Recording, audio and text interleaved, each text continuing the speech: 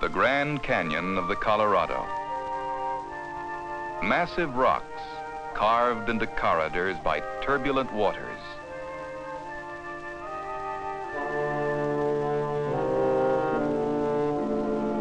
This is not only one of the great spectacles of all time, but a monument to time itself.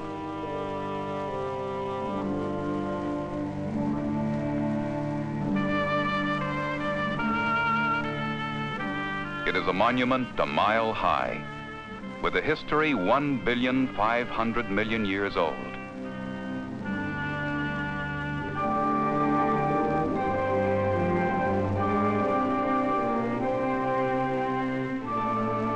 Since prehistoric times, these rocks have faced the sun and rain, wind and flood.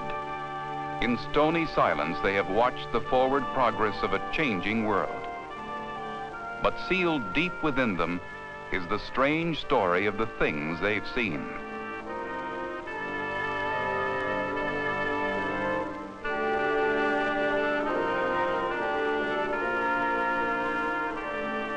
The layers of rock are like pages of an ancient book, and the story they have to tell can be understood by those who learn the secret of their language. The symbols of that language are fossils.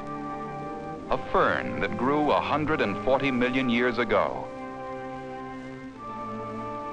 A fish that swam 300 million years ago. Ancient remains of prehistoric times, carrying with them secrets of life long past. Fossil leaves, fossil birds, the footprint of a dinosaur, fossilized tunnels where worms once crawled. These are remnants which not only trace unrecorded history, but also directly affect the world we live in now. Most essentials of everyday living depend on supplies of petroleum. And in the constant search for oil, fossils are useful tools. When a prospective field is being explored, geologists seek out these telltale fossils. At selected intervals, the drill is raised. The rock, which has been forced into the hollow bit, is carefully removed. In portable laboratories at the exploration well, the core is examined. The fossils found provide important clues, telling the geologist whether he is drilling above, in, or below the strata in which he expects to find oil. Nearly everything we have learned of the past from fossils is due to scientists called paleontologists. In far-off places, steaming jungles, desert wastes, and inaccessible mountain ranges, they search for fossils, which may increase our knowledge of the past and make it live again.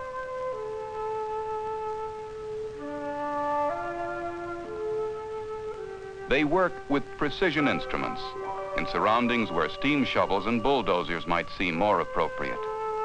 Such elaborate care may seem excessive, but skillful handling is essential if fossils are to be extracted from the entombing rock.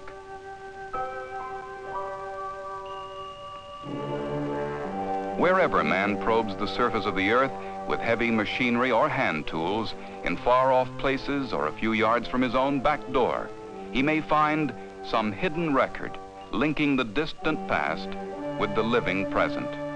For fossils are remains of animals and plants that lived in the geologic past and have been preserved. Occasionally, fossils may be the actual bones of some ancient animal, but usually, chemical change has slowly turned the bones to stone or created an enduring cast. Sometimes, merely a footprint has been preserved, or the imprint of a leaf, or the delicate tracery of an insect's wings. The oldest trace of life has been found in limestone rocks. Evidence of this life in the form of fossil algae may be found today, long after its death, perhaps 1,500,000,000 years ago, an almost inconceivable period of time. By comparison, the last 2,000 years would be less than an hour out of a man's life.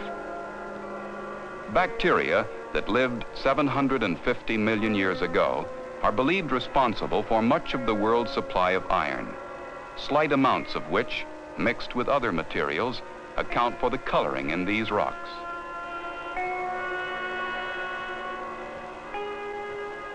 Iron salts dissolved in the water were changed by these tiny organisms into a form of iron which would not dissolve.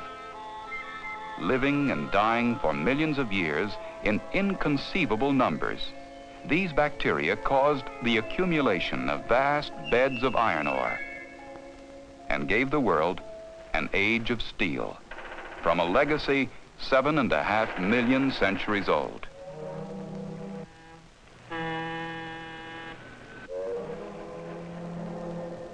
The next chapter of the fossil story tells about the evolution of life.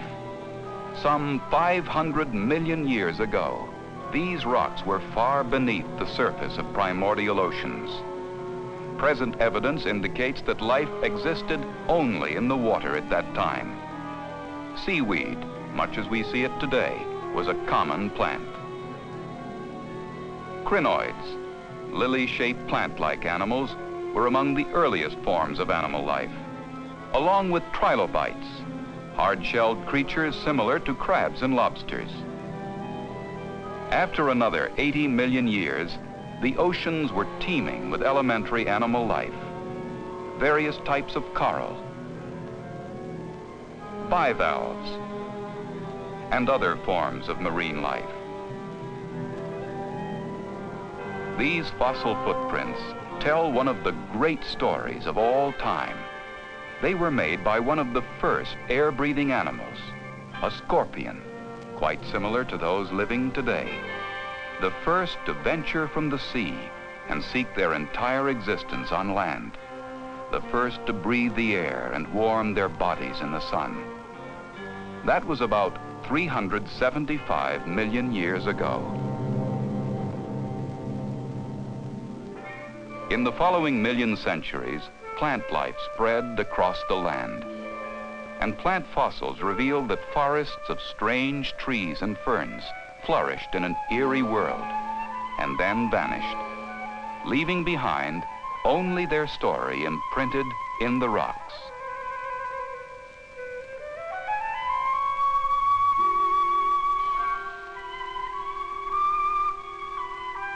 Life in the sea was also developing.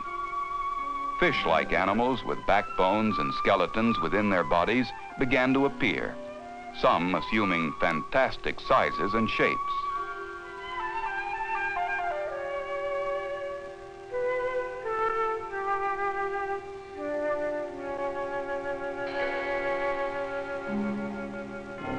About 250 million years ago, many parts of the Earth looked like this. It was the time of the great amphibians, animals that lived both in water and on land. The plants of this period have been turned by chemical change and time into coal.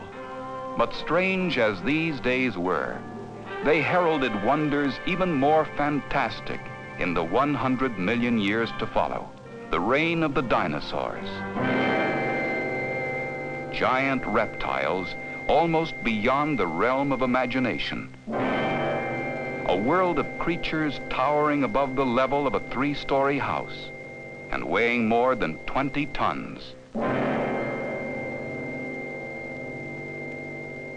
Some types of dinosaurs grew heavy protective plates, turning their bodies into armored tanks.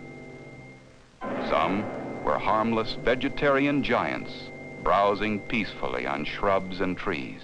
Trees which, like these beasts, now too are fossils, the most beautiful fossils in the world.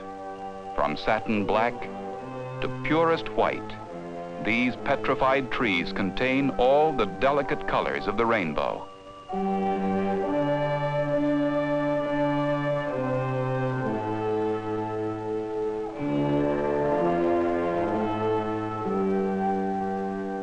Born here by floods, they drifted into shallow lagoons and were buried in the sand. Alkaline water soaked through the sand and saturated the wood with silica, preserving the entire cellular structure, even the growth rings. The action of wind and rain has uncovered these logs, turned by time into semi-precious stone, and by man into jewels, onyx and jasper, chalcedony and carnelian, chrysoprase and agate. Many animals which roam the mountains and the lowlands as recently as 40,000 years ago have become extinct. In what is now Los Angeles, some blundered into the Brea Tar Pits and sank below the surface. Their flesh decayed, but their skeletons remained intact. Excavation of these pits has yielded the largest collection of Ice Age mammals ever discovered. There were slow-moving sloths, fast-running camels, and fierce flesh-eating birds. There were large, dire wolves, and the terrible saber-toothed tigers, kings of an animal empire now vanished. Yet, strangely enough, some animals very much alive today can trace their ancestry for millions of years directly back to the first mammals, marsupials, which carry their young in a pouch, and the lemur, the first of the monkey-like animals. In the laboratory, even stranger things can be seen. Descendants of tiny marine animals called foraminifera. Their ancestors swarmed the seas hundreds of millions of years ago. When they died, countless billions settled in layers of sediment thousands of feet deep and became fossils. Today we find these fossils in the form of limestone, chalk, marble. They also give us calcium and phosphorus. And they form an important component of cement. Fossils are found almost everywhere, under the ground or on top of it, in far-off places or in your own backyard. This is diatomaceous earth, made up of fossils of diatoms that floated in the ocean 20 million years ago. Soft and very light, there are 40 million in a cubic inch. But most important, they are extremely porous. After processing to remove impurities, they serve mankind in various ways. Particularly as filtering agents do they affect our daily lives.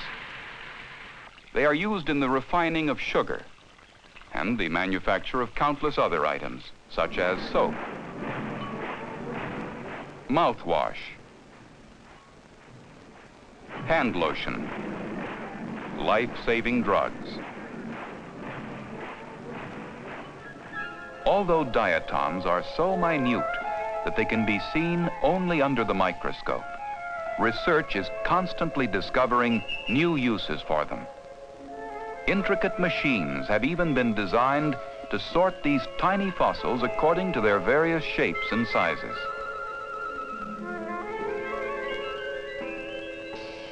The living descendants of the diatom are called grass of the sea because they provide aquatic animals with much of their food. Even gigantic whales dine in deep sea luxury on these tiny plants. They multiply so rapidly, a single cell becomes a billion within a month.